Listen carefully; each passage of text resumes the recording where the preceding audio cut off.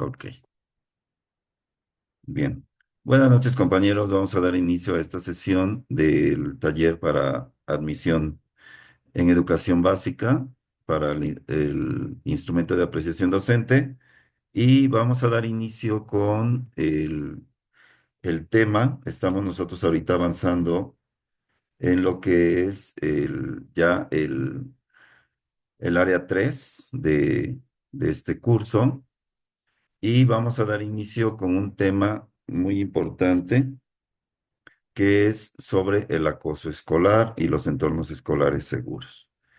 Entonces vamos a dar inicio con el primer tema, que es la creación de entornos escolares seguros, que es una de las prioridades que ahorita, bueno, dentro de todas las prioridades que tenemos como instituciones, vamos a dar inicio con este tema y comienzo a proyectar pantalla. Bien.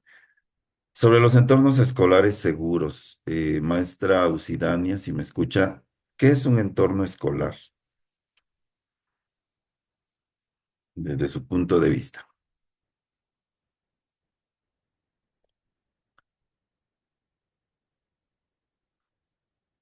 ¿Sí me escucha, maestra? Bueno, sí, buenas noches, profe. Buenas noches. Em, bueno, como lo mismo dice, que sea pues un entorno donde los niños puedan sentirse seguros y que pues para que sus aprendizajes pues sean los deseados, donde digamos se sientan cómodos, donde no haya ningún mm, podría decir pues como usted bien lo dice, acoso o como antes era bullying, y es para que los niños lleguen a aprender bueno, esos aprendizajes deseados que el docente quiere.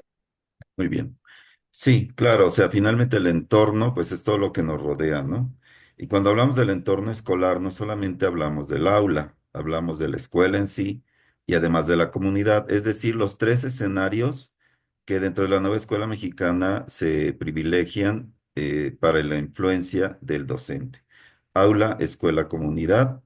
Estos tres conforman el entorno escolar seguro y en ese sentido tenemos pues un documento del 2020 que es Entornos escolares seguros en escuelas de educación básica.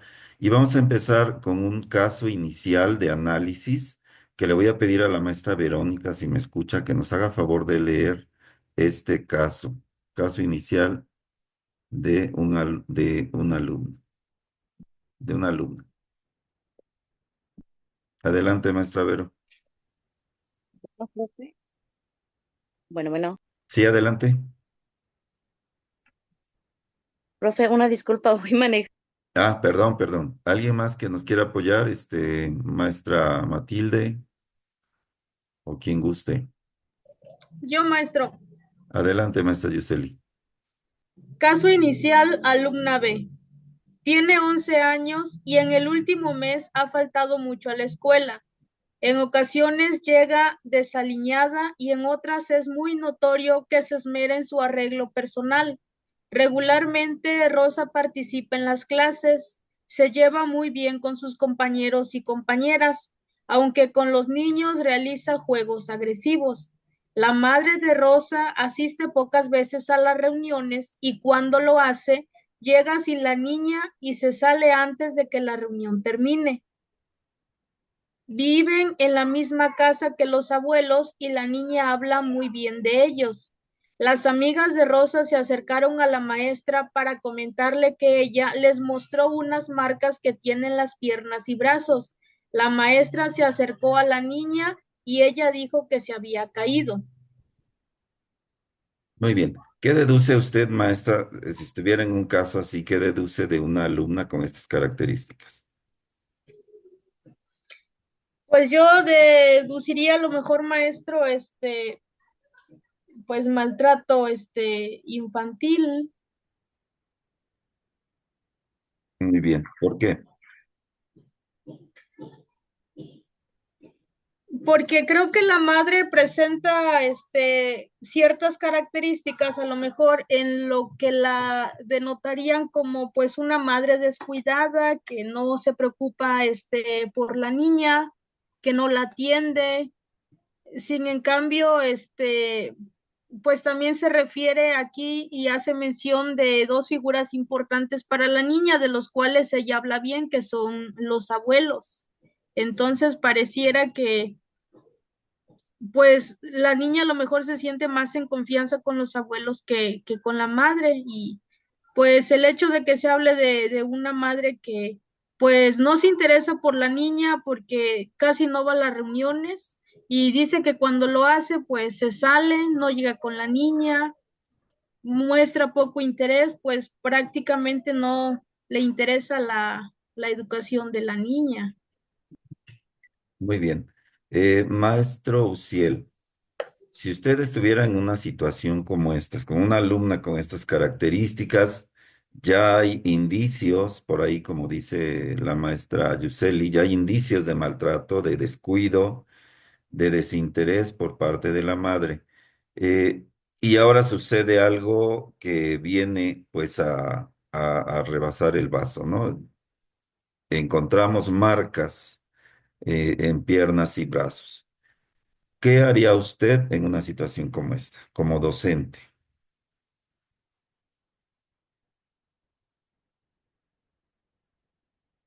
No sé si me... Adelante, Maestro Ciro. Sí, maestro. Eh, pues no sé, tal vez podría ser como primera opción mandar a llamar la madre de familia para poder hablar con ella. Mandar llamar a la madre de familia, ok. ¿Qué haría usted diferente, maestra Saraí Galicia? ¿Me escucha? Sí, adelante. Ah, pues yo, no sé, puedo equivocarme, pero podría yo mandar a a traer o buscar como que mm, una referencia por parte de la maestra de USAER. Ok, suponiendo que en su escuela hubiera USAER, esa sería una primera acción, ¿no? Canalizar a esta niña a USAER para poder llevar a cabo el primer paso cuando nos encontramos con una situación así, que es finalmente el que un especialista pueda valorar la situación. A veces tomar decisiones en este sentido es muy riesgoso porque podemos llegar a cometer errores. Y entonces, en ese sentido, sí es importante que no caigamos en un proceso equivocado. Digo, cualquiera de las dos acciones está bien. En el caso de que no haya USAIR, bueno, ¿cuál es nuestra primera referencia? La madre de familia, ¿no? Vamos a ver ahorita en el transcurso de esta sesión cuál es el camino más correcto. En realidad es muy complejo. Cuando nos encontramos con casos de maltrato en nuestros niños, es muy complejo. No es tan sencillo. Muchas veces hay que ser muy sensible a la situación y leer entre líneas. No quedarnos con lo que dicen los padres o los tutores o pues las mismas víctimas, ¿no? Muchas veces las víctimas están coaccionadas, están amenazadas y a veces no siempre se dicen las cosas como son. Es una buena opción canalizar a USAER, claro. Al no tener USAER, pues tenemos que tomar nuestras propias medidas y vamos a ver a continuación qué es lo que tendríamos que hacer de manera ideal. Primero, tomemos en cuenta, compañeros, que dentro de las instituciones nosotros de manera general, obligada, debemos instrumentar como un mecanismo ya permanente en nuestras escuelas acciones que nos permitan evitar el maltrato, el acoso y el abuso hacia nuestros alumnos. Estamos hablando de abuso, maltrato y acoso hacia nuestros alumnos. No estamos hablando de acoso entre docentes o de un docente a un alumno. O sea, esas son otras cuestiones. Estamos hablando de maltrato hacia un alumno por parte de sus pares o por parte de la familia. ¿De acuerdo? Entonces, nosotros tenemos en todas nuestras escuelas o debemos tener en nuestras escuelas lo que se llama el programa de mejora continua. Dentro de este programa de mejora continua tenemos de manera obligada que tomar en cuenta acciones para estos protocolos. En concreto, lo que es los protocolos para el acoso, maltrato y abuso y los protocolos para la detección, para la prevención, detección y actuación en casos de consumo de estupefacientes o cualquier otra sustancia que pudiera generar alguna alteración en nuestros alumnos. Esas dos líneas de trabajo son obligadas. En cualquiera de estas dos, pero remitámonos sobre todo a la de creación de entornos escolares seguros, debemos llevar a cabo algunos procesos. Estos que están aquí, estos 7 que están aquí, son algunos de ellos. Y en particular los 3 primeros, que son las acciones formativas, las acciones preventivas, la prevención de situaciones de riesgo en las escuelas, es el primer paso. Nosotros tenemos que llevar a cabo dentro de nuestros procesos escolares de manera general, transversal incluso, algunas acciones formativas en la escuela que nos permitan creación de entornos escolares seguros. Algunas acciones preventivas. Bueno, las acciones formativas, ¿a qué se refieren? A la formación de valores en nuestros alumnos que les permitan responder de manera eficiente en situaciones como estas. ¿Y esto cómo lo vamos a lograr? Bueno, lo vamos a ver ahorita en un momentito. Las acciones preventivas que van dirigidas a la prevención, es decir, todavía no vamos a esperar a que suceda una situación como esta, sino que tenemos que actuar antes. Cuando ya se presenta la situación de acoso, de maltrato o de abuso, se nos pide un informe. Una vez que nosotros detectamos un caso y lo reportamos, la autoridad educativa local nos va a pedir un informe. Y dentro del informe no solamente vamos a mencionar esto que viene aquí en el caso, o sea, no vamos a mencionar solo esto sucedió, sino que debemos enumerar qué acciones formativas se han realizado en la escuela, qué acciones preventivas, qué prevención de situaciones de riesgo, y de ahí ya informamos ahora qué acciones vamos a instrumentar o estamos instrumentando para salvaguardar la integridad de nuestros alumnos. Entonces, son momentos específicos. Una vez que estamos ya en el problema, tenemos que informar. Y la primera obligación del docente es la información, o sea, informar, en primer lugar, a su autoridad educativa inmediata, que puede ser el director, puede ser el subdirector. En dado caso de que no haya director o subdirector, podemos acudir incluso a supervisión o incluso hasta el nivel, si ya son casos muy graves. Pero en general el docente lo que tiene que hacer es informar, en primer término, a su autoridad inmediata. Y de ahí instrumentar acciones para salvaguardar la integridad de nuestros estudiantes eh, durante el ingreso y la salida, pero además también dentro de. Y hay otro momento donde estamos ya en el proceso y vamos a llevar a cabo algunas acciones para el manejo de esa crisis. Cuando el alumno presenta ya una situación conflictiva, una situación problemática presente, debemos saber cómo actuar, cómo manejar esa crisis y cómo ese buen trato nos va a permitir una recuperación emocional de nuestros alumnos en un contexto de emergencia que no solamente puede ser un desastre natural, obvio, eso es como que lo primero que nos viene a la cabeza, pero también hay emergencias diversas. Un alumno se nos cae en el receso, se lastima, se fractura. Tenemos algún alumno, alumna que le da una crisis de ansiedad que ahora ya son muy comunes en en nuestros jóvenes y que activemos los mecanismos de detección, atención, canalización y denuncia en casos de violencia. Debemos tener nuestra agenda de teléfonos de las instancias a las cuales nosotros podemos acudir. La escuela debe tener esa agenda y al final de la sesión, pues vienen algunos consejos para el uso del Internet. Entonces, vamos a un ejercicio así rapidito. ¿Qué acciones formativas? A ver, tenemos aquí a Alu. No, no sé, ¿cómo se llama? No, dice Alu. ¿Sí me escucha?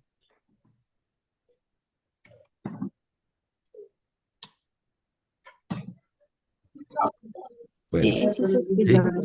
Bueno, es que creo que no puede activar su micrófono. Maestra Citlal Mina.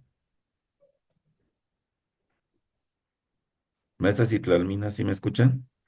Sí, dígame, profe. Adelante. Maestra, usted ya ha dado clases. Sí. Sí.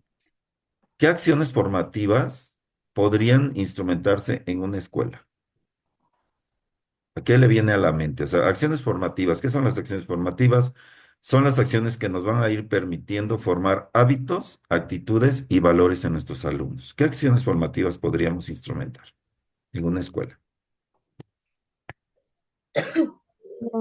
Yo creo que podrían ser como actividades que puedan fomentar, como ya lo mencionó, los valores, el respeto, y yo creo que también para que los alumnos se sientan en confianza con nosotros mismos, porque así como lo mencionó, el entorno escolar, pues abarca pues todo, ¿no? Claro, muy bien. ¿Me puede leer estas acciones formativas de ejemplo que vienen? Es- sí, dice, mencione 3 acciones formativas para tener entornos escolares seguros.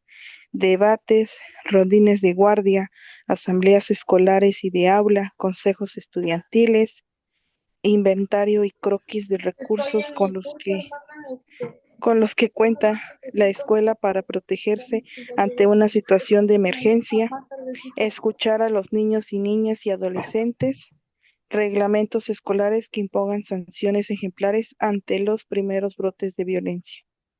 Ok, estas son algunas acciones formativas. Entonces, como bien decía la maestra Citralmina, debemos crear un entorno en el cual el alumno se sienta en confianza, donde pueda debatir sobre los problemas que se presentan en la escuela, donde tenga representatividad, por ejemplo, en consejos estudiantiles, donde los padres también tengan injerencia en la toma de decisiones a través de asambleas escolares, asambleas de aula, que se hagan rondines de guardia con los mismos padres y los mismos maestros, que haya espacios donde los alumnos sean escuchados y que además haya una normatividad, que haya, ya no se llaman reglamentos escolares, ahora se llaman acuerdos de convivencia, que puede ser desde el aula, la escuela. Y entonces, estos acuerdos de convivencia deben estar basados en un documento. ¿Cuál es el documento que se utiliza para crear estos acuerdos de convivencia? Si alguien me puede decir.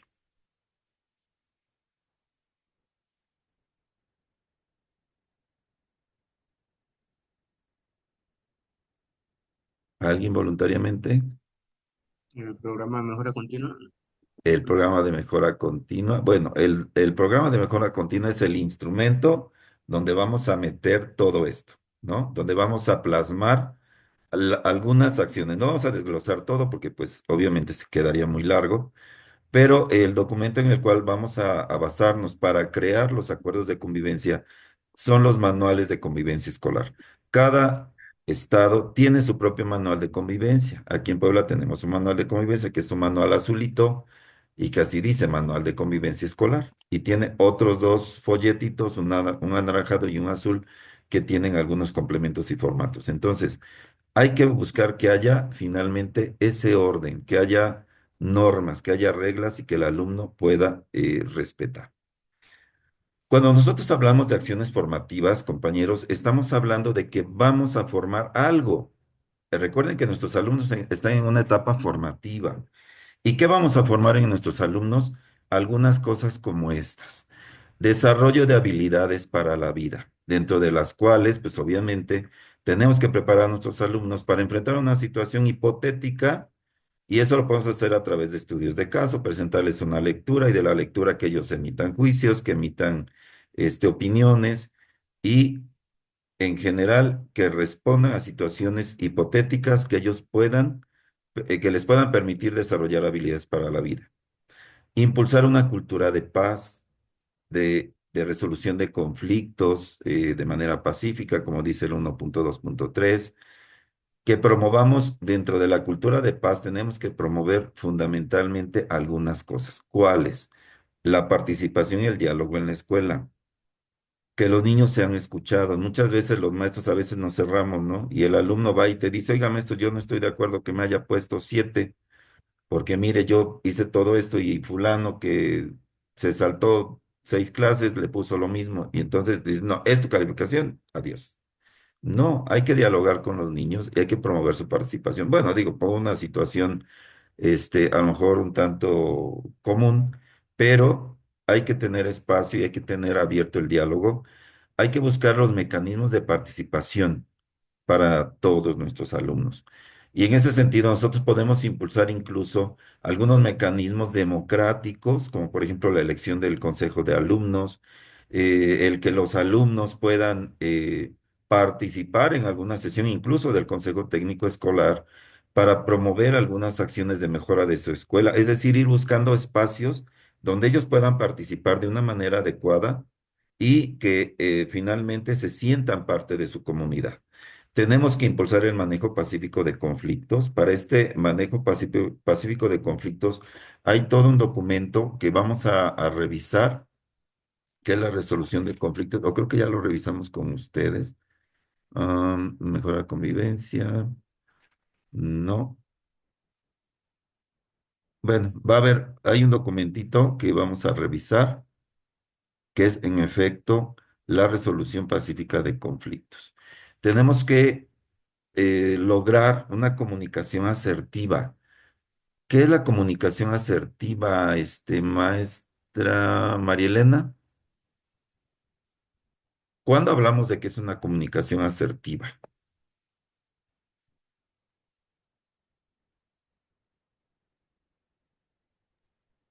Sí, ¿me escucho? Adelante, maestra María, la escuchamos. Sí, una comunicación asertiva es cuando el alumno se logra comunicar con los demás compañeros de una buena manera, sin necesidad de gritar, de insultarse, sino que se pueda comunicar de manera efectiva. Ok. ¿Alguien más que nos puede decir qué es la comunicación asertiva? ¿No? Bueno, en efecto, la comunicación asertiva, ¿qué quiere decir? Quiere decir que nosotros tenemos que impulsar en nuestros alumnos esa capacidad primero de la escucha activa. O sea, cuando tenemos una comunicación asertiva es porque hay una escucha activa presente. Nosotros sabemos que no es lo mismo escuchar que oír, ¿no? Escuchar, pues es finalmente pues, una capacidad que tenemos. Desde el momento en que tenemos oídos, pues tenemos la capacidad de oír, pero no es lo mismo oír que escuchar. Oír es simplemente percibir los sonidos, pero escuchar es oír con atención al que a quien nos habla. Recordemos esos componentes del proceso comunicativo, ¿no? El emisor, el receptor, el mensaje y el ruido, que es muy conocido de todos nosotros. Y entonces la eliminación del ruido no solamente implica el ruido ambiental, o sea, implica el ruido en general. Que nosotros pongamos toda nuestra atención. Estamos eliminando también el ruido interno, porque muchas veces llega un padre de familia a hablarnos, por ejemplo, y entonces hacemos como que lo escuchamos, pero por aquí abajo estamos con el teléfono tecleando, mandando WhatsApp y a veces hasta checando los memes, ¿no? Bueno, no sé si ustedes lo hagan, pero yo lo he visto, ¿no? Entonces, la comunicación asertiva tiene mucho que ver con que haya una comunicación efectiva, que haya respeto en efecto, que esa comunicación sea en un marco de respeto, pero que además se busque soluciones. Cuando hablamos de una comunicación asertiva, hablamos de que vamos a escuchar con atención, vamos a poner todo nuestra empatía, vamos a poner todo nuestro respeto, pero también vamos a buscar soluciones. O sea, no es nada más escuchar y decir, ya te escuché bien, padre, mira, no hice nada, te estuve escuchando así atentamente. No, debe llegar a un producto final de una comunicación asertiva y el producto final es un acuerdo. Si se presenta un conflicto, escuchas de manera asertiva y resuelves. Y resuelves. Debe ser, obviamente, también una comunicación directa. Eso de andarnos por las ramas, pues no, a las cosas hay que llamarlas como son sin miedo, pero tampoco con el afán de provocar un conflicto o de retar a nadie. Hablar de manera directa, hablar de manera respetuosa, escuchar de manera activa y llegar a una solución. Y obviamente también el manejo y regulación de emociones. Recordemos que nuestros alumnos están en un proceso en el cual están en un reconocimiento constante de sus necesidades, de sus preferencias en todos los sentidos, no solamente en el ámbito sexual, que es a lo mejor el más ocurrido, pero sus preferencias en todos los sentidos y sus emociones aún están en proceso, aún no saben cómo manejar sus emociones, las emociones de odio, de amor, de, de desesperanza, de tristeza, y entonces al no saber manejar y al no saber regular sus emociones, caen en conflicto. Un alumno siente odio por un compañero y entonces, en lugar de manejar y regular sus emociones y decir, ok, me cae mal, pero es mi compañero, lo tengo que tolerar y entonces pues tenemos que trabajar juntos, ni modo, me aguanto, ¿no? Mientras no me haga nada. Pero cuando no saben manejar, comienzan los problemas, pues entonces comienzan a crear chismes, a decirse insultos, a agredirse incluso físicamente. Entonces, no saben regular sus emociones. Que ya se les alborotó la hormona y ya tienen novio, tienen novia, y ya al rato los vemos por allá llorando en los jardines, atrás de los salones. No saben regular sus emociones, no saben manejar esas emociones y tenemos que irles ayudando a manejar esas emociones. Todo esto que está aquí, que no es sencillo, habla de las acciones formativas en la escuela y entonces, ante una situación conflictiva, tenemos que pensar qué he hecho yo como escuela para lograr que mi alumno desarrolle sus habilidades para la vida y desarrolle esas habilidades para una cultura de la paz. He dialogado con él, le he dado el espacio, le permito participar, o está relegado, o está discriminado. Ha habido conflictos y no los hemos manejado de manera adecuada, lo hemos dejado inconforme con la forma de solucionar sus problemas. Ha habido comunicación asertiva con él y entre él y sus pares. O sea, estas son acciones formativas, que no se les olvide. Valores, habilidades y actitudes. Y algunos ejemplos de cómo llevar a cabo acciones formativas, pues los tenemos aquí, como ya los vimos anteriormente. Continuamos entonces ahora eh, con otras habilidades que tenemos que formar en ellos, que son la inclusión. Recordemos que ahorita la inclusión es transversal, transversal y también interdisciplinar. Entonces, la educación inclusiva. Actualmente, la igualdad de género, el valor de la diversidad y una orientación familiar. Esto de la inclusividad que incluye el género y la diversidad, pues es muy complicado. No les voy a decir que es sencillo, porque finalmente nosotros tenemos que llevar a cabo estos procesos e ir llevando a los niños de la mano en esa formación, aunque a veces nos ganan otras fuentes. Nos gana el internet, nos gana la familia, nos gana la sociedad, los amigos, y a veces caen en problemas de no tener de no tener esos hábitos o esos valores de la inclusión.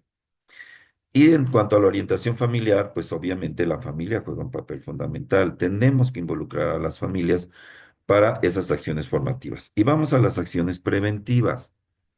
Las acciones preventivas tienen que partir desde la familia. La familia es la primera escuela. Y la familia tiene que jugar un papel. Y en ese sentido, ¿quién puede orientar a la familia? Pues el maestro de grupo o el asesor. Para eso se tiene que llevar a cabo actividades con padres de familia y utilizar estas actividades para ir impulsando en nuestros muchachos esa facilidad de que desde la escuela se les prepare para enfrentarse a la escuela. Desde que lleguen desayunados, desde que lleguen con su uniforme limpio, aseados, esas son acciones preventivas. ¿Por qué? Porque un alumno que llega sin las condiciones necesarias para enfrentar su día es un alumno que va a sufrir problemas, que va a sufrir de desnutrición, que va a sufrir de desatención en clases, que va a sufrir incluso de bullying por no ir aseado o por no presentarse de manera adecuada. Entonces, la familia desde ahí es la primera acción preventiva. Y ya en la escuela y la comunidad escolar hay algunas acciones que tenemos que llevar a cabo nosotros para crear entornos escolares seguros. ¿Cuáles? Por ejemplo, el inventario y el croquis de recursos con los que cuenta la escuela. Si nosotros no tenemos un croquis, hay que hacerlo. Si nosotros no tenemos un inventario, hay que hacerlo. Si no tenemos botiquín, hay que buscar la manera a través de donaciones, a través de alguna actividad económica.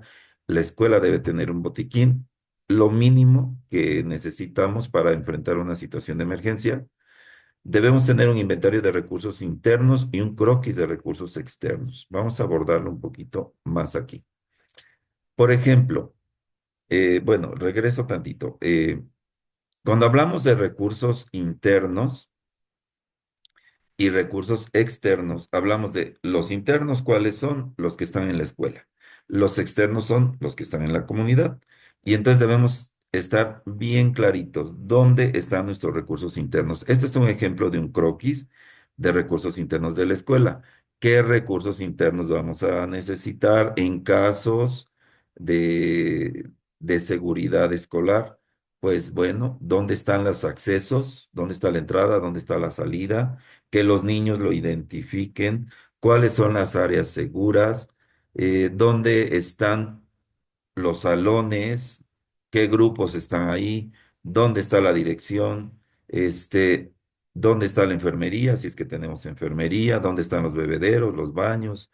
¿No? ¿Dónde están las zonas de riesgo? Dentro de la misma escuela tenemos zonas de riesgo. Hay lugares, por ejemplo, donde tenemos, no sé, bodegas o tenemos algunos lugares apartados o lejanos a la vista del docente y que son de riesgo, porque a veces es ahí donde los niños van y se pelean o van y se esconden, o pueden llegar a ver vegetación donde puedan llegar a ser lastimados por algún insecto, por algún animal. Entonces también dentro de la escuela tenemos zonas que no son seguras y las debemos tener identificadas. Y no solo identificadas, tenemos que hacer algunas cosas. Si, por ejemplo, ya sabemos que en la parte de atrás hay un árbol pegado a la pared donde los niños se brincan, pues hay que hacer algo. O derramamos ese árbol o le ponemos un enrejado o qué vamos a hacer. Bueno, cada escuela lo decide. O sea, no solamente es identificar, sino también que nosotros a través de esta identificación llevemos a cabo algunas acciones. Por ejemplo, la salida de emergencia. No, pues la salida de emergencia siempre está cerrada con candado y la llave solo la tiene la secretaria. Bueno, debe haber alguna otra forma para que en algún momento de emergencia ese acceso o esa salida de emergencia, bueno, esté libre, ¿no? Entonces, este es un croquis de recursos internos de la escuela, debe estar eh, en nuestro plan de acción de las brigadas de emergencia escolar.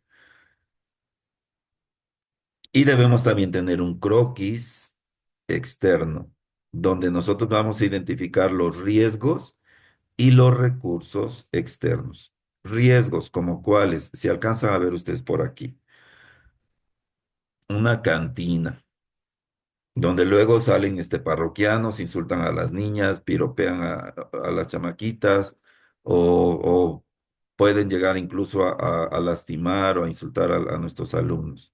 El cementerio, donde a veces los niños se escapan y se van a esconder.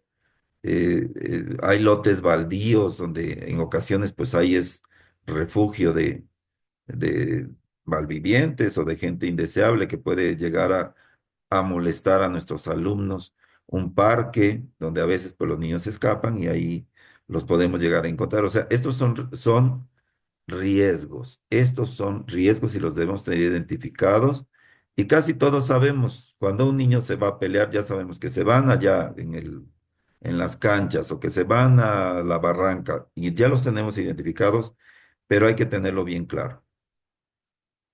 Este, recursos como cuáles, donde hay servicio médico, como por ejemplo aquí la Cruz Roja, aquí el centro de salud, donde puede ser un refugio temporal, por ejemplo en la iglesia en caso de un desastre natural o algún incendio en la escuela. Bueno, tenemos Y ya debemos saber, los niños deben saber el protocolo, ¿no? En caso de que necesiten un refugio temporal, ya saben que salen por acá, caminan 2 cuadras y se meten al atrio de la iglesia, porque ahí es donde vamos a resguardarnos. Cosas como esas. Y otro tipo de recursos, por ejemplo, el Palacio Municipal, en caso de necesidad o de alguna gestión, debemos tener muy claro. Bien. Algunas acciones específicas para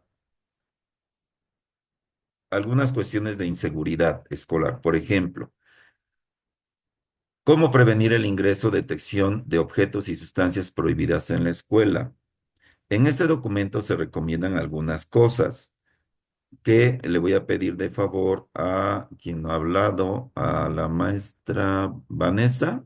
Maestra Vanessa, si me hace favor de leer. ¿Qué se recomienda en este documento para la prevención, para el ingreso y detección de objetos y sustancias prohibidas? Maestra Vane,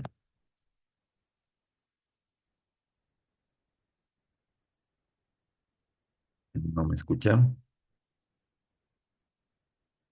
Maestra Marcela, Para prevenir el ingreso y detección de objetos y sustancias prohibidas en la escuela, ¿qué se recomienda? Revisión de mochilas, bolsos y maletines a todas las personas de la comunidad educativa. Revisión de mochilas, bolsos y maletines a los alumnos. Revisiones corporales, mochilas transparentes, implementación de acciones formativas. ¿qué acciones ha hecho usted, por ejemplo, maestra, en su práctica docente? ¿Me puede repetir la pregunta porque no Ajá. lo escucho muy bien? En su práctica docente, ¿ha llevado usted a cabo alguna de estas acciones?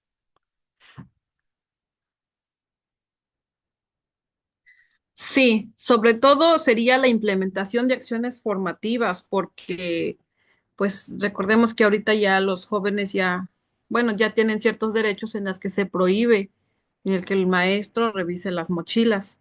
Pero sí, pues en mi caso yo sí he implementado lo que son las acciones formativas mediante pláticas con los jóvenes, revisando algunos ejemplos dentro de la comunidad y pues orientándolos, ¿no? Sobre todo para que tomen buenas decisiones, siempre y cuando la comunicación con ellos pues sea buena y sea confiable.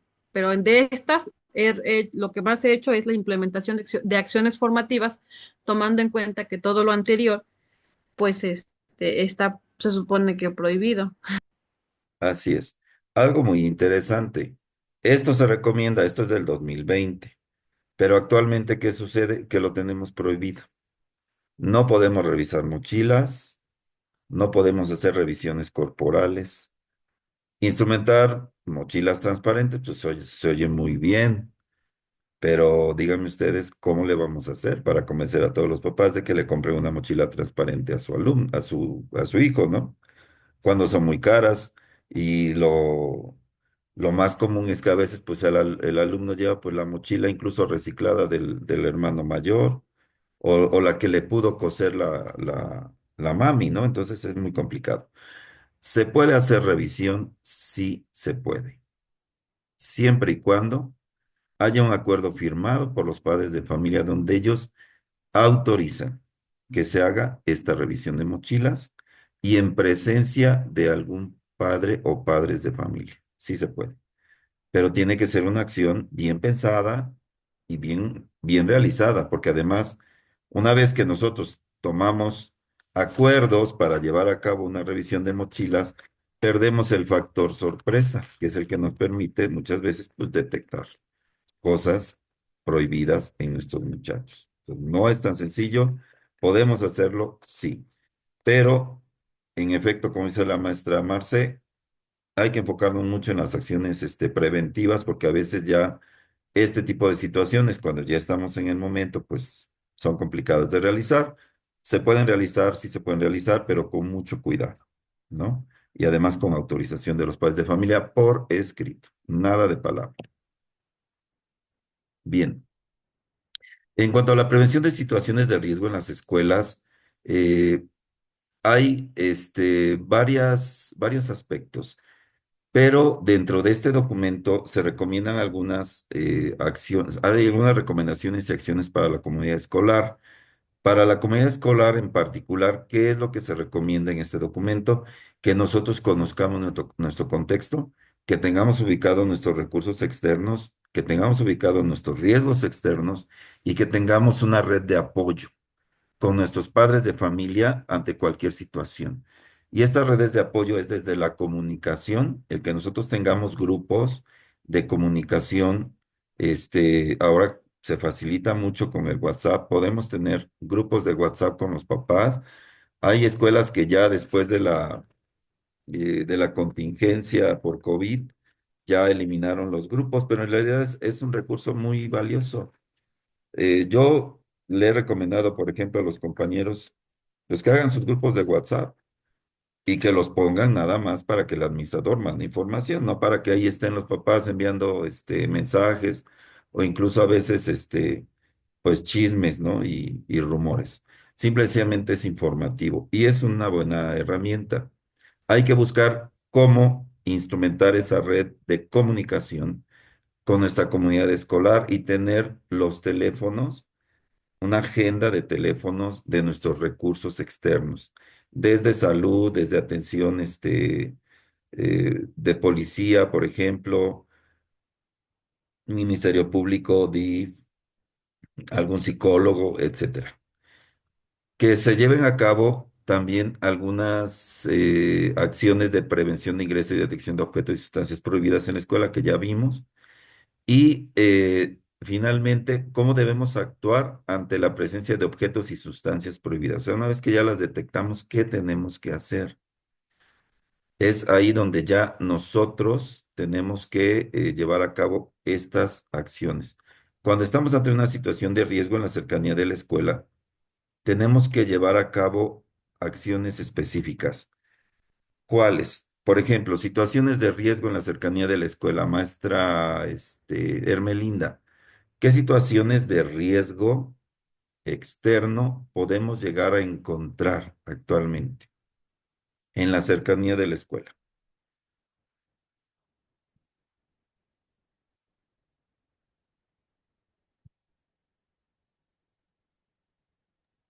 ¿Cómo dijo su pregunta, profe? Ajá. Cuando estamos en la escuela, hay ocasiones que en la cercanía se presentan situaciones de riesgo, como cuáles. Alguna que se le ocurra a usted. Que no sea dentro de la escuela, sino en las cercanías. Pues a lo mejor venta de drogas o alcohol, Sí. eso. Esa es una, ¿no? ¿Cómo podemos actuar ante una situación de riesgo así? ¿Qué haría usted, maestra? Em, pues a lo mejor, pues sí, platicar con los padres de familia y con también con la comunidad escolar, ¿no? Sobre esa situación y que se tomen ciertas medidas, igual por parte de los padres que vigilen que lleguen, pues, dentro del tiempo que se hace el alumno de la escuela a su casa o que estén al pendiente, pues, después del horario escolar.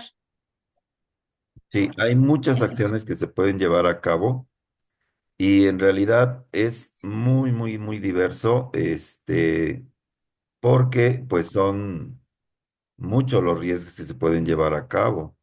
Pero en general, cuando nosotros hablamos de actuar ante situaciones de riesgo en las cercanías de la escuela, hablamos de muchas cosas. Por ejemplo, dice la maestra, pues el hecho de que se venda alcohol, por ejemplo, o que se venda droga. Sí, es muy, muy socorrido. Y entonces tenemos que llevar a cabo algunas acciones de prevención, algunas acciones de detección y de acción. ¿Qué acciones podemos llevar a cabo? Pues desde la prevención, lo que ya hemos revisado, ¿no? Inculcar en nuestros alumnos valores que les impidan, pues, caer en este tipo de situaciones, de que prueben el alcohol o las drogas. Pero si esto fallara, tenemos que llevar a cabo una detección La detección comienza desde el momento en que en nuestro croquis nosotros estamos detectando ya los espacios donde se lleva a cabo este tipo de situaciones, ¿no? Y las acciones ya son muy diversas, muy, muy diversas. Por ejemplo, desde antes, ¿qué podemos nosotros hacer? En el antes, en el durante y en el después, lo que podemos hacer es, desde el principio, tener un comité específico para este tipo de situaciones. Un comité donde haya papás y donde haya maestros, que tomen acuerdos, que los alumnos sepan cuáles son las sustancias prohibidas, porque luego nosotros pensamos que los niños ya saben. Y resulta que cuando nos damos cuenta, pues hay niños que llevan cuchillos, hay niños que, por ejemplo, no sé, en algunos lugares donde se va al campo, ¿no? Llevan el machete en la mochila o llevan el cuchillo eh, para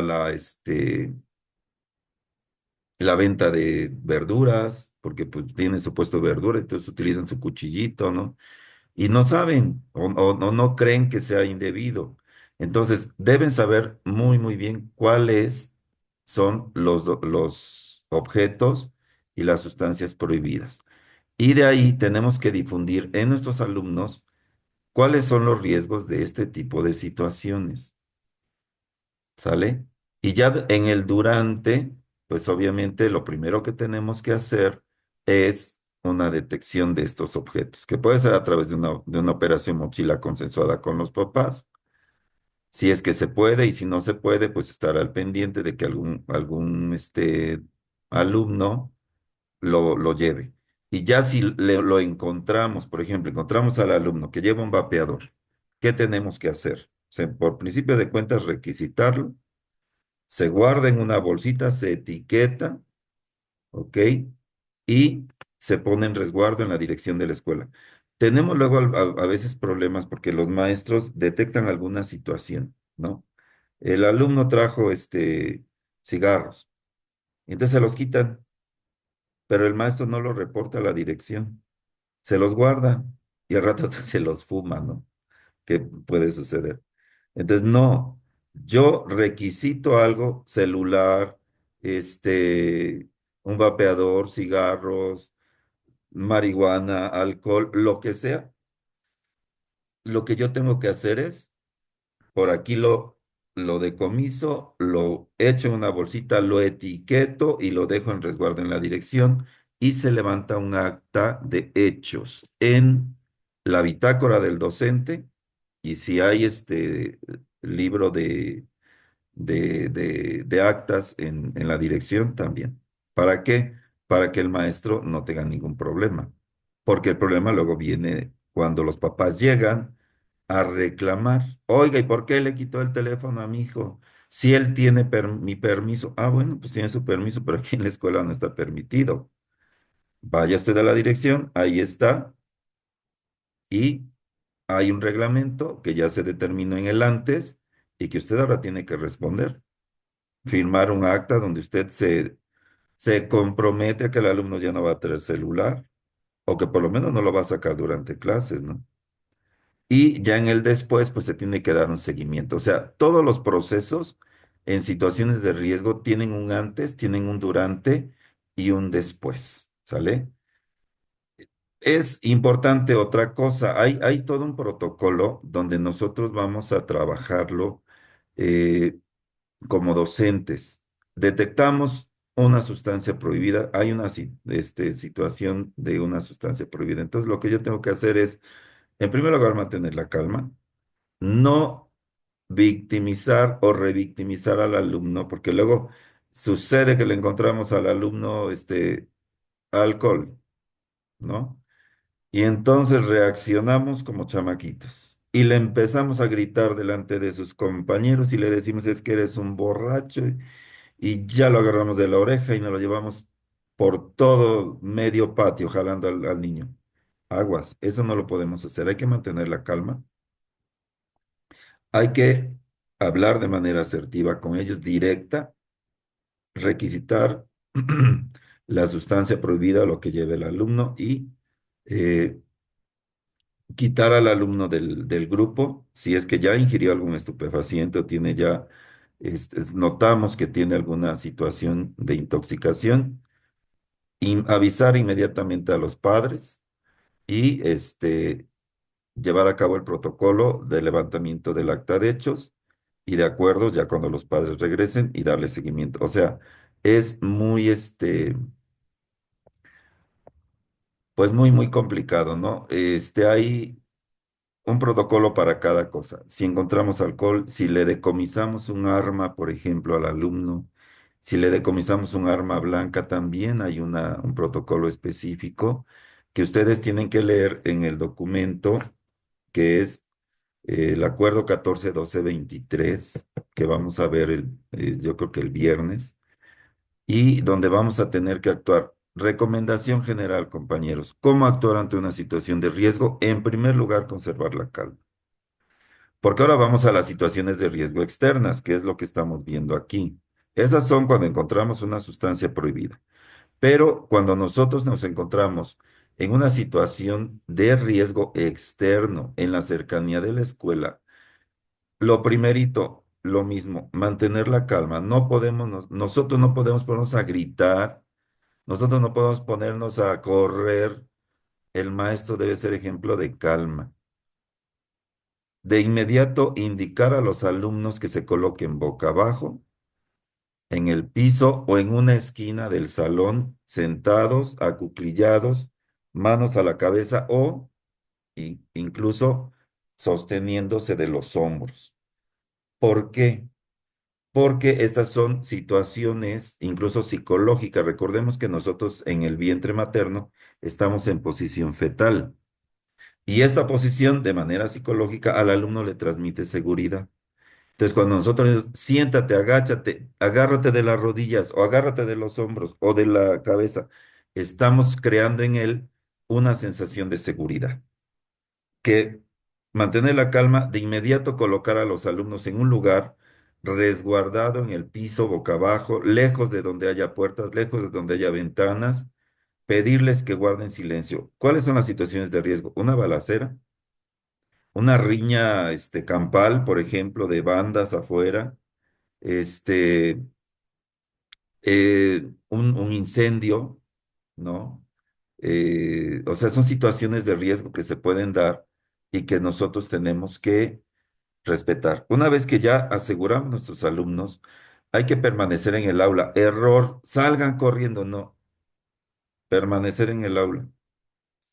Cerrar puertas y ventanas, para evitar que, por ejemplo, si andan los malandros allá afuera balanceándose, cerrar bien y encerrarnos con los niños, tratar de poner algo, cerrar cortinas para que nadie pueda ver hacia adentro y mantenernos con nuestros alumnos y comenzar a verificar que nuestros alumnos se encuentren en el aula. Si hay algún niño que salió, que al baño, que a tirar basura, tratar de asomarnos y ver si no está por ahí tirado o ya echó a correr hacia otro lado y tratar este, de que regrese, ¿no? Si estamos en una zona de riesgo, por ejemplo, puede ser que no estemos dentro del salón, sino que estamos nosotros en la cancha, por ejemplo. Ese es maestro de educación física, de arte, estaba ensayando en la cancha, comienza la balacera, comienza el pleito allá afuera. De inmediato hay que llevarlos a un área segura, puede ser adentro de un salón, adentro de la dirección, donde podamos encerrar a nuestros niños y que no salgan hasta que haya pasado el peligro. De inmediato que ya junté a mis alumnos, trato de informar a las autoridades, llamar al 911. Recordemos que ya actualmente aquí en México también ya funciona el 911 y tratar de tranquilizar a nuestros alumnos. Sobre todo cuando son niños muy chiquititos, es muy complicado porque luego reaccionan y gritan y chillan. Hay que ponerlos a tratar de jugar, vamos a cantar, a ver niños, respiren, etcétera, ¿no? Y pues obviamente tenemos que llevar a cabo también algunos mm, simulacros. Le vamos a llamar simulacros cada cierto tiempo para que nuestros alumnos sepan cómo reaccionar. Bien. ¿Qué otras acciones podemos instrumentar ahora para salvaguardar la integridad de nuestros estudiantes en el ingreso y salida de la escuela? Maestro, maestra, a ver quién está aquí. Samsung, ¿quién es Samsung? Maestra Erika, ¿nos puede leer estas acciones para salvaguardar la integridad de los estudiantes al ingreso y la salida de la escuela? Claro, credencialización, respeto a los horarios, comité de vigilancia, padres a la entrada y salida, que los padres indiquen a sus hijos no salir del plantel hasta que ellos lleguen. Sí. ¿Alguna de estas ha realizado usted, maestra? Sí, bueno, en la escuela donde laboro, Sí. llevamos a cabo la credencialización, se tiene que ingresar con credencial. El respeto a los horarios, pues también están establecidos horario de entrada, horario de salida, horario de club. Comité de vigilancia como tal, no. Padres a la entrada y la salida no se especifican, pero sí, pues los padres que acuden a recoger a sus hijos y también los que están al pendiente de la salida. Y pues a veces lo que son los rondines por parte eh, de la policía, por así decirlo. Muy Y bien. que los padres inviten a sus hijos no salir del plantel hasta que ellos lleguen, pues sí, en algunos casos, ¿no? Porque pues hay jóvenes que se van, como ya es secundaria, pues algunos jóvenes que ya se van solos, pero algunos otros pues sí todavía, bueno, y está bien, ¿no? Que esperen a los papás por seguridad. Muy bien.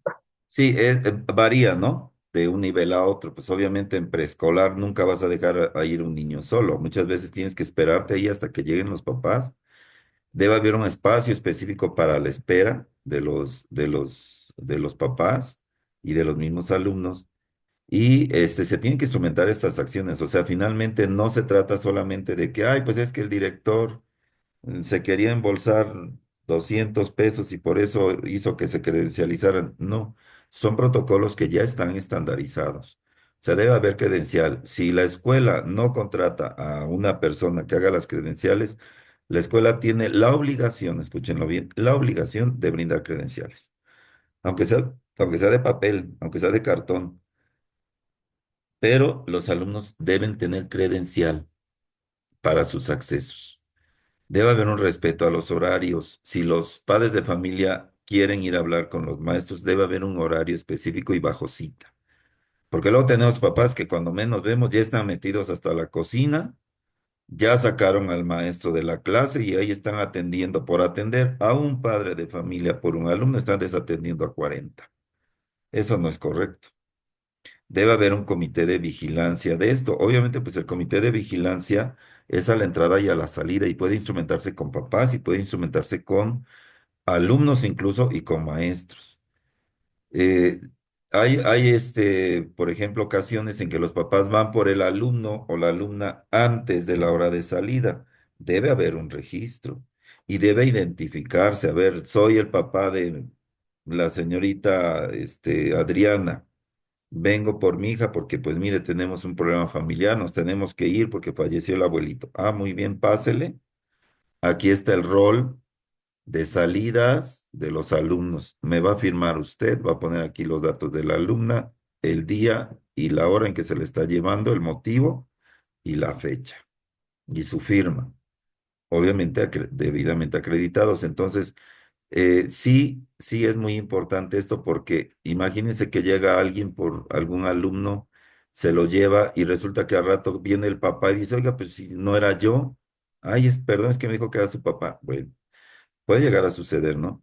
Entonces, debemos tener bien claros esos mecanismos porque eso es muy complicado. Muchas veces el control de las entradas y salidas de la escuela, si, si los maestros no tienen llaves, por ejemplo, porque pues tener una llave de una escuela es una responsabilidad, eso lo deben saber ustedes. Muchas veces no es que el director sea díscolo y no les quiera prestar la llave para que entren ustedes y los tenga ahí esperando si llegaron tarde. O sea, son cuestiones de seguridad. Si tú tienes una llave del portón de la entrada, si tienes una llave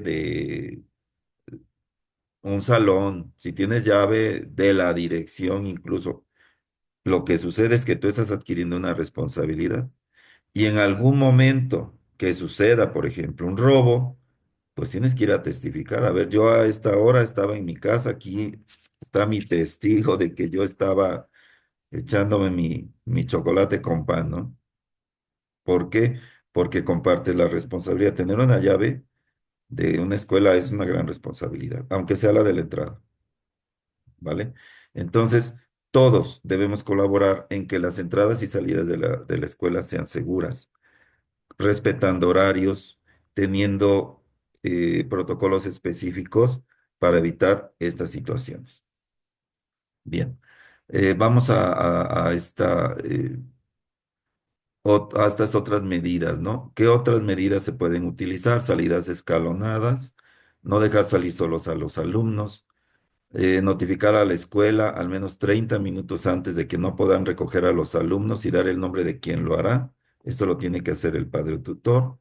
Y debe haber algún espacio específico para los alumnos que no hayan recogido y que se implemente en ese momento el protocolo de llamar por teléfono a el tutor, al padre, a la madre, o debe haber en la dirección de la escuela un directorio donde haya alguien de respaldo. Si los papás no contestan, si el tutor no contesta, debe haber algún teléfono de alguien más, de la comadre, del la prima, de la abuelita, el abuelito, pero debe haber alguien más con quien nos podamos comunicar para poder lograr que nuestros alumnos estén salvaguardados. Algunas otras acciones, les decía yo, depende de la edad. Hay alumnos que ya a cierta edad se pueden ir solos, pero sobre todo en primaria todavía se tiene que firmar un permiso escrito. O sea, el papá debe decir, sí, yo autorizo que mi hijo fulano de tal se vaya solo.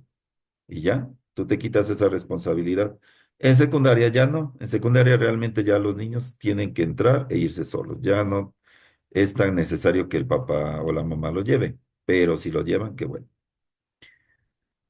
Y no debemos entregar alumnos cuando la persona que se presenta no se acredita o presenta algún indicio, por ejemplo, de intoxicación alcohólica o de otra índole, ¿sale? Y los que lleguen tarde por sus hijos, pues dice acá, serán reportados a la PPNA. ¿Cuál es la PPNA? Procuraduría para la Defensa de los Niños y Adolescentes. O sea, sí hay un organismo que tiene que regular ahí. ¿Qué otras cosas? Los padres deben entrar solo con cita. Si salen, la salida antes del fin del horario debe ser por escrito y autorizado. Y si hay algún riesgo, se tiene que informar. Por ejemplo, en el caso de una contingencia, que tembló, y entonces, ¿qué es lo que tenemos que hacer? Enviar notificación a todos los papás por la situación del temblor, debe venir por su hijo. O sus hijos van a salir en este momento, se les va a dar salida. Usted sabe si puede venir o no a recogerlo, por ejemplo, en el caso de secundaria. En el caso de primaria y preescolar, pues tienen que ir por ellos de manera anticipada y si no pueden, tienen también que notificar, porque luego eso sucede. Tiembla y de inmediato llegan corriendo los papás por su hijo. Pues claro, están preocupados que no le haya pasado algo, entonces se tiene que avisar. ¿Qué otras acciones? Cuando hay cambios de horario se tienen que notificar.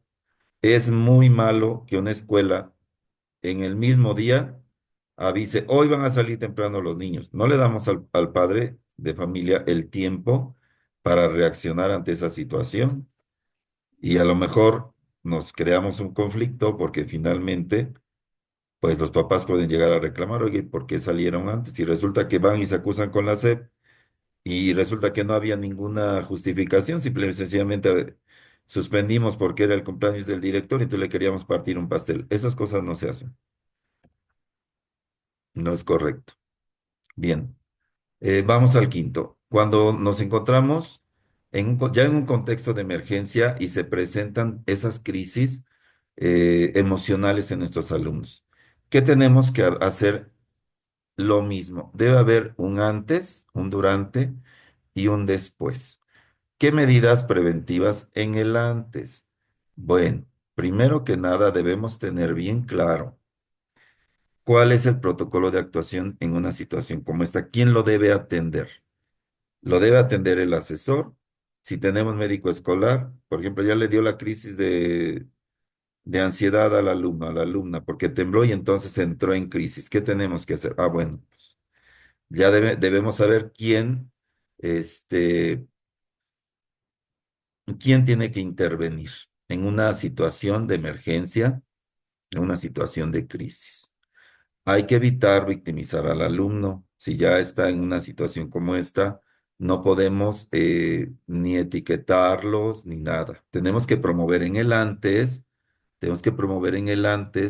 el manejo de las emociones de nuestros alumnos, el manejo y la inteligencia emocional. Ya en el durante, bueno, y al hacer algunos ejercicios o simulacros, ¿no? Para que los alumnos sepan qué hacer en una situación como esta. Ya en el durante, tenemos que mantener, como siempre en todo, la calma. Se presentó el evento, hay que mantener la calma, hay que hablar con el alumno, hay que pedirle que respire con serenidad, que se trate de calmar. Y una vez que ya se calma un poquito, ya ahora le pedimos que nos diga qué le pasa, qué sucede y de inmediato comunicarnos con su padre o tutor para que asista a la escuela y de ahí lo tenemos que derivar y canalizar, que ya es el después. ¿A dónde lo vamos a derivar y canalizar? Pues dependiendo de cuál sea el cuadro que presente en esa crisis emocional. Si hay que mandarlo al médico, si hay que referirlo a un psicólogo, si hay que mandarlo al DIF, etcétera. O sea, depende de cuál haya sido la situación. Cuando se dan sucesos violentos en el entorno escolar, el programa de disciplina, que seguramente ustedes también ya lo han escuchado, hay algunas recomendaciones que se nos hacen. ¿Cuáles? A ver, para que descansen de mi voz. Maestra Vanessa, ¿ahora sí me escucha? Maestra Vane,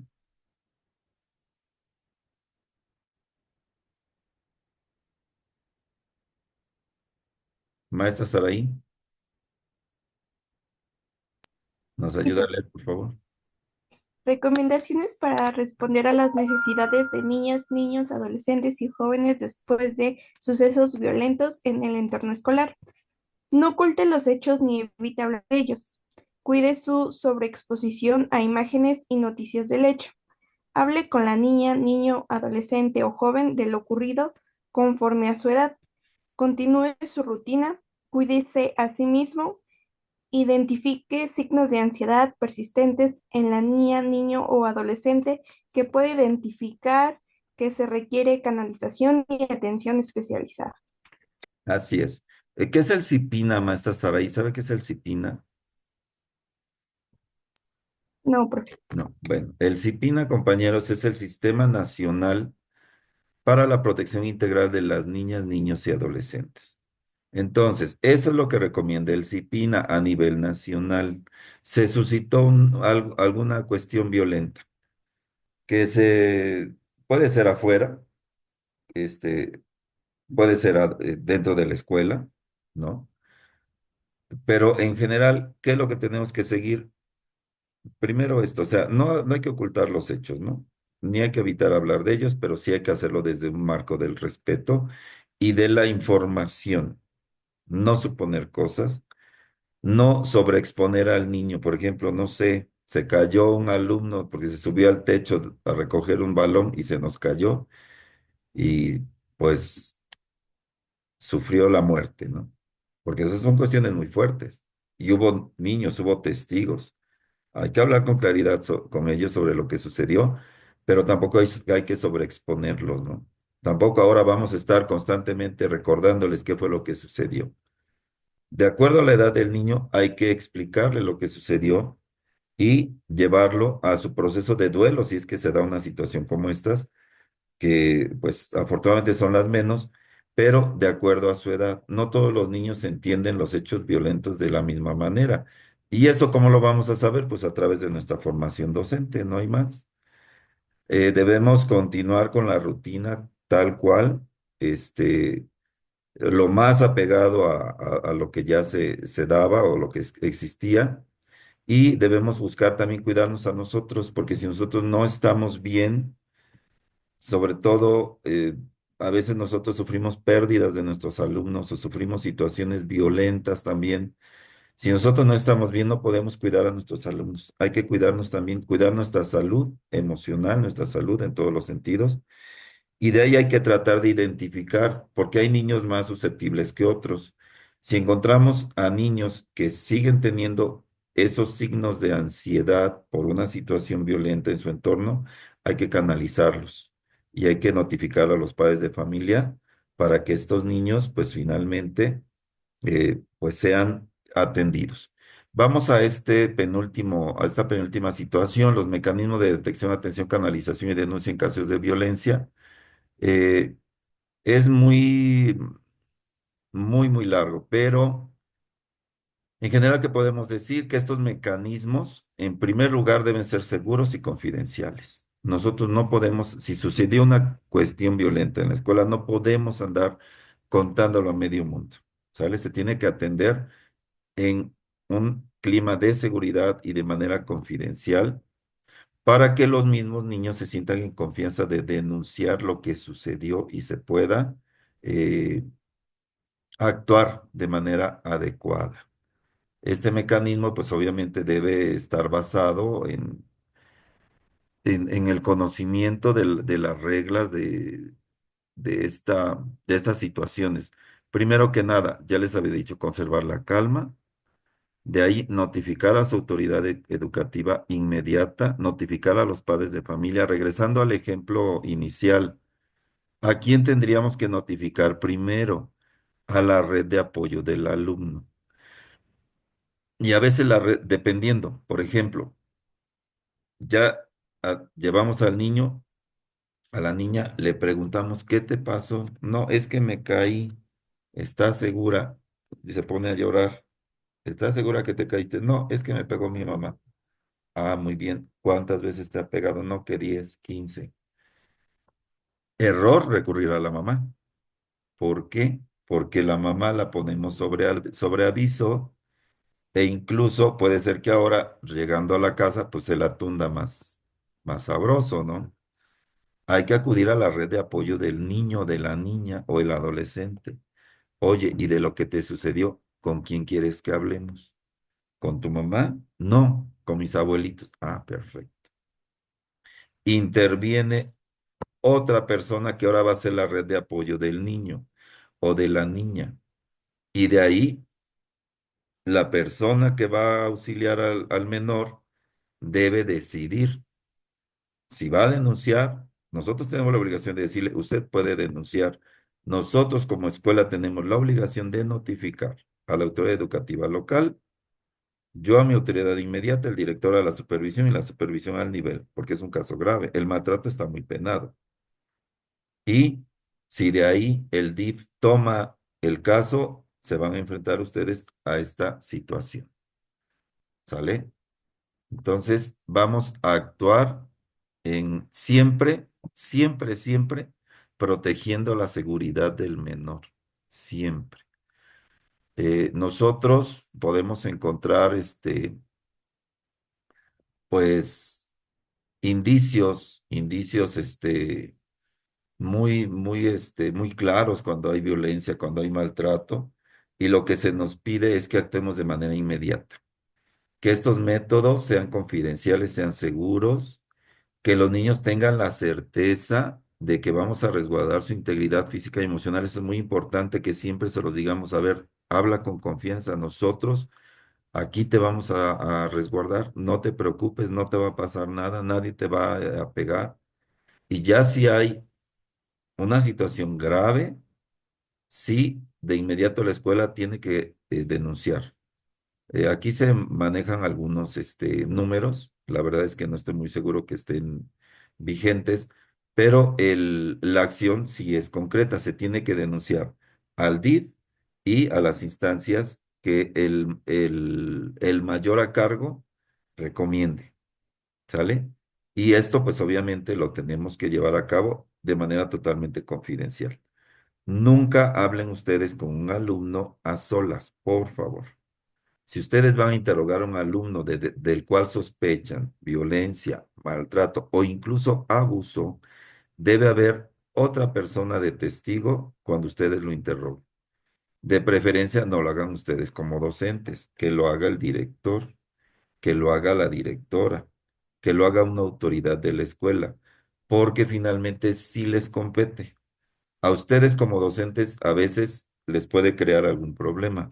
Ustedes denuncian la situación, resguardan al alumno, se hace el interrogatorio, se levanta el acta de hechos y se actúa.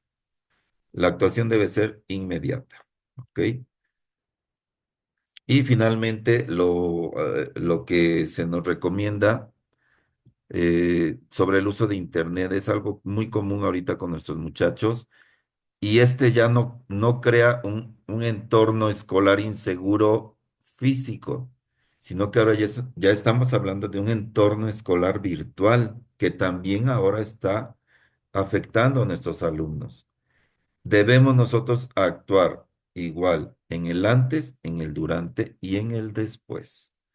En el antes, pues obviamente, eh, lograr que nuestros alumnos entiendan las implicaciones que puede tener el uso inadecuado de sus redes sociales. Este uso inadecuado, pues obviamente puede implicar muchas cosas, muchísimas cosas. Por eso es que debemos hablar con ellos, crear esos valores, esos hábitos, esas actitudes. Y aquí hay algunas recomendaciones que hay incluso infografías, ¿no? Sobre cómo crear entornos escolares seguros y que todos nuestros alumnos debieran conocer. Nosotros como escuela, como maestros, tenemos esa obligación de informar a nuestros alumnos, independientemente de que haya o no el problema. No vamos a esperar a que se presente el problema para ahora actuar. No, hay que actuar ya, de inmediato y de manera programada en este tipo de situaciones. Hasta aquí, compañeros, este breve recorrido sobre el entorno, sobre el manual de creación de entornos escolares seguros. Este es un manual, pues, muy, muy, muy amplio. Son alrededor de, si no mal recuerdo, creo que por aquí lo tengo, a ver, permítanme, como 80 hojas, ajá, 75 hojas que pues hay que leer. O sea, es un recorrido rápido sobre el documento. ¿Alguna duda hasta aquí, compañeros?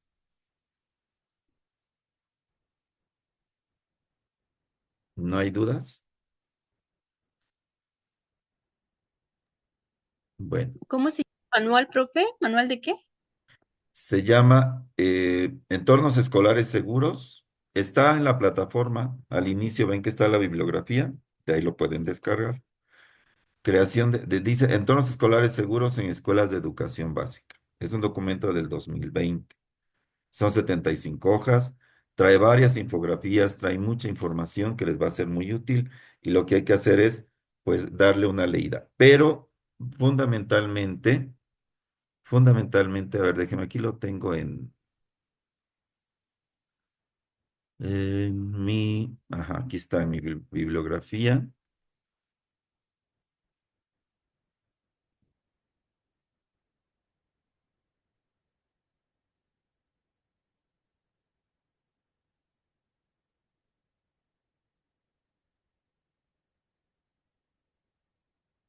Es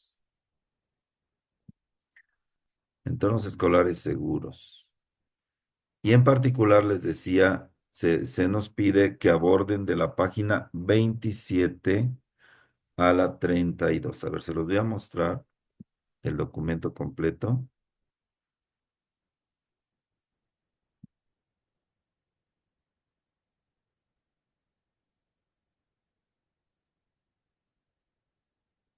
De la página 20, lo que viene en el documento es de la página 27 a la 32, lo que se nos pide que ustedes analicen. Página 27 son todos los protocolos, fíjense bien, la prevención de ingreso y detección de objetos y sustancias prohibidas en la escuela y la actuación ante la presencia de objetos y sustancias prohibidas en la escuela. Este, página 27. O sea, ahorita lo que yo les di es como un recorrido así rápido de todo el documento. Pero lo que les pide en la bibliografía del año pasado es que se analice de la 27 a la 32. Prevención de ingreso y detección de objetos y sustancias prohibidas en la escuela. Previo a la implementación, por ejemplo, dice aquí, respetar la integridad y el derecho a la intimidad y privacidad de los estudiantes. Eh, de conformidad con la Ley General de Educación, los padres de familia y tutores implementarán el procedimiento para la presentación de mochilas, bolsas y portafolios de estudiantes, docentes, directivos y demás personal escolar. ¿Sale? Esto es del 2020. O sea, sí se puede todavía, pero debe estar bien regulado. Eh, citar a una reunión de asamblea escolar donde participe toda la comunidad, donde vamos a establecer un comité de vigilancia. Los padres que deseen participar pueden hacerlo, explicarles previamente el proceso, porque ellos son los que van a verificar. Conocer el catálogo de objetos y sustancias prohibidas. La comunidad elaborará una lista detallada de otros objetos que se desee evitar que ingresen a la escuela. Catálogo de objetos y sustancias. El director junto con el comité deberá comunicar a la comunidad escolar el procedimiento. O sea, no se trata de llegar e implementarlo, hay que avisar. Y el comité de vigilancia va a especificar el espacio donde se va a llevar a cabo esto. Debe destinarse un espacio en la entrada, garantizando que los demás compañeros y personas que no participen no pueden visualizar el contenido de las mochilas, salvaguardando el derecho de niñas, niños y adolescentes.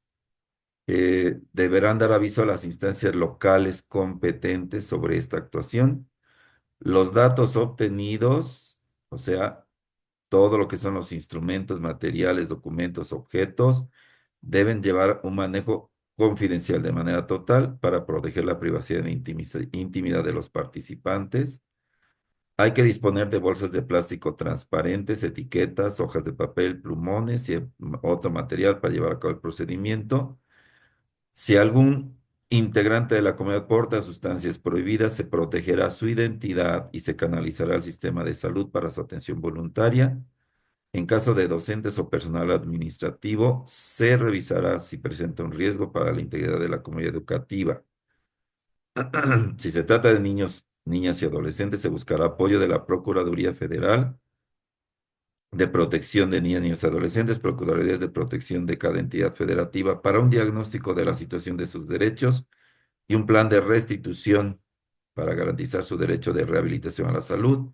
El comité de vigilancia tendrá la facultad para activar la revisión de mochilas y por ello podrá decidir la temporalidad. Durante la implementación, el proceso de primero, en la implementación, los, los que van a ser revisados tienen que presentar sus mochilas, bolsos, portafolios y este proceso se incorporará al reglamento escolar. La revisión de cada persona, sea directivo, sea docente, sea personal de la escuela, o niño, niña, adolescente, deberá realizarse cuando menos por dos personas, por lo menos una debe ser padre o madre de familia o tutor. No se permiten las revisiones corporales. Debe encontrarse un objeto o sustancia prohibida. De encontrarse una sustancia prohibida, se colocará en una bolsa de plástico con identificación y se resguardará hasta la salida de clases, haciendo del conocimiento a los más padres y tutores. Si se encuentra un arma de fuego, arma blanca, droga u objeto o sustancia que ponga en riesgo la integridad y seguridad de la comunidad, se tomarán las siguientes medidas. Los objetos en cuestión no deben ser tocados y tratándose de estudiantes tampoco expuestos. Se debe asegurar la mochila sin poner en riesgo la integridad física de la persona, evitar tocar el objeto, por lo que se deberá de colocar dentro de una bolsa, recipiente o contenedor para resguardarlo. Ninguna persona debe tocar su contenido. Posteriormente, el personal con función de dirección deberá llamar a su supervisor, levantar un acta de hechos, indicando los datos que aquí se indican.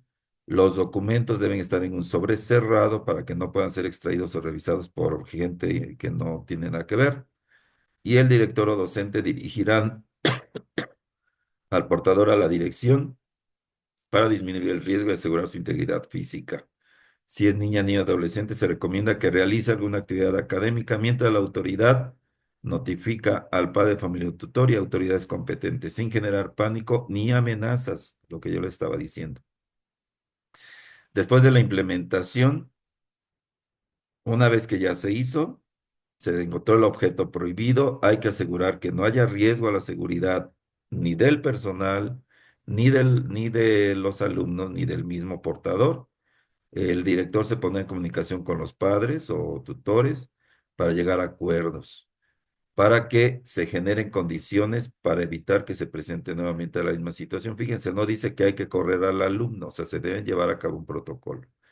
Si es un arma de fuego, arma blanca, droga o cualquier otra sustancia, se recomienda que con la colaboración de la Procuraduría Federal de Protección, de NNA, se le dé seguimiento a las medidas de protección para la restitución integral de los derechos de los niños y solicitar al Ministerio Público la imposición de medidas urgentes de protección. Y en caso de que la detección de algún objeto prohibido se haya realizado al personal que labora en la escuela, se procederá conforme a la normatividad aplicable a efecto de llevar a cabo las medidas que correspondan como servidor público. Esto en particular es lo que quieren que lean. Yo les hice un recorrido general, pero seguramente en su examen va a venir un estudio de caso sobre esto. A ver, ¿qué harías? ¿Tú cómo instrumentarías? Este ejemplo, el director de manera unilateral decidió hacer revisión mochila. ¿Es correcto? No, no es correcto. Debió haber habido una reunión con padres de familia. Así, o sea, de todo este documento, que son 75 hojas, esto es lo que quieren que lean ustedes bien. La prevención de ingreso y detección de objetos y sustancias prohibidas en la escuela. ¿Alguna duda hasta acá? Bueno, entonces vamos a concluir hasta aquí la grabación, compañeros.